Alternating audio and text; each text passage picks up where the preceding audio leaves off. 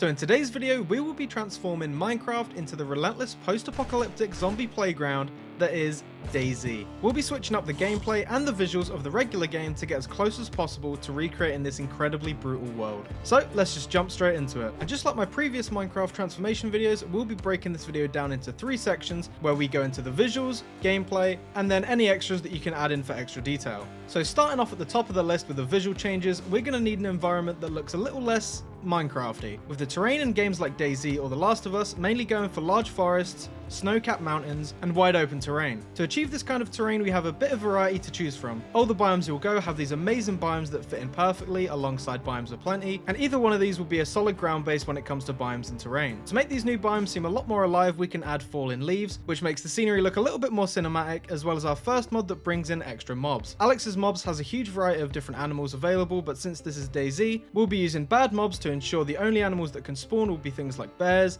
raccoons, or any other small woodland creatures. But this choice is personal to you, so if you want more animals in your world, it's completely up to you. By using bad mobs, we'll also make sure that no other harmful mobs will spawn, like skeletons or witches, as we really don't want those guys popping up during your playthrough since we're focusing on zombies this time. To ensure our zombies look more realistic and less like Minecraft, simply add in the Tiso zombie pack, which will give you over 1,000 different skins and textured undead, meaning you'll always be bumping into different characters along your way, and alongside that, the noises they make are a lot more on track for the environment we're creating here. Have a listen. To add even more realism into the undead and into your world overall, the fresh animation pack will give these guys even more variation by allowing them to walk and move as we expect them to, getting rid of that stiff movement and replacing it with something much more natural. So now we can start adding in some history into our world. By using mods like the Lost Cities, we can actually have naturally generated cities which are fully customizable. You can decide the scale of them, how often they spawn, or even what state they're in, whether it's a few years into the apocalypse or just the morning after.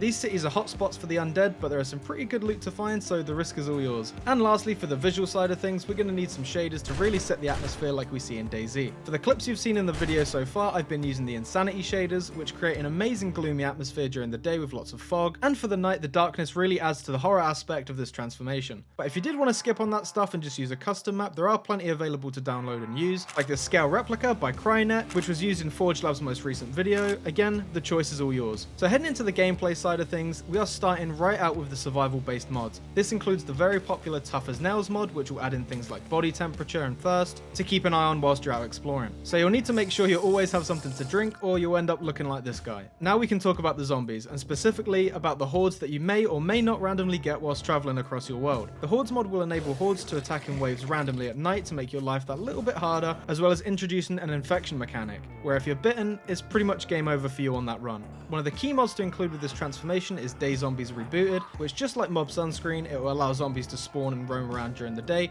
without being turned into toast. So alongside the abandoned cities now overrun, you may need a somewhat safe space to hold out in, which underground bunkers do seamlessly. These randomly generated structures will provide you with shelter, some loot, and somewhere to lay your head if things get a bit too rough, although it is worth clearing them out fully before you kick the bucket. Now for everybody's favourite part of these transformation videos, we have the weapons, and we have a good few to pick from with this one. Starting with the base mod, we have Mr. Crayfish's gun mod, tied alongside Project Arsenal, which adds in 30 plus different types of weapons, all using the same system to craft ammo, different attachments like scopes, silencers, and all that good stuff. But in DayZ, if you don't have access to a firearm quite yet, nothing works quite like a frying pan, shovel, or a classic fireman's axe. With the Zombies Extreme mod, you'll have access to a huge variety of melee weapons, medicine, custom armor, new decoration blocks which are extremely well detailed, and even a few structures dotted around the world to help you navigate. But probably the best thing that this mod adds in is the insane number of custom zombies it introduces, such as riot gear zombies, bloater type zombies, and even the ones that have buffs, so be careful of these guys. But if you did want to stay true to the DayZ Walker style zombie feel free to block these guys out using the bad mobs config that we talked about earlier. So now that we've got all the weapons we need and the places to loot from, we're going to need a backpack to throw it all into. And with the backpack mod, you'll be ready to grab as much loot as you want and carry it around with you without any issue. And even when you wear it, you get a 3D model backpack on your character. Look at that. And for when you finally do get overrun by the hordes, you'll want to add the corpse mod, which will ensure that wherever you died, you can still regain some of your items if needed, as it places a custom corpse of your skin in the place that you died. This works really well if you wanted to have a multiplayer experience, just like we see in the real game of DayZ. Okay, now we're talking about any extras that you may or may not want to throw into the mod pack for the added detail. So starting off with, if you wanted even more variety and even more of a challenge when it comes to the undead, we can use the Ryan zombie mod, which gives us 4 new types of zombies, including crawlers,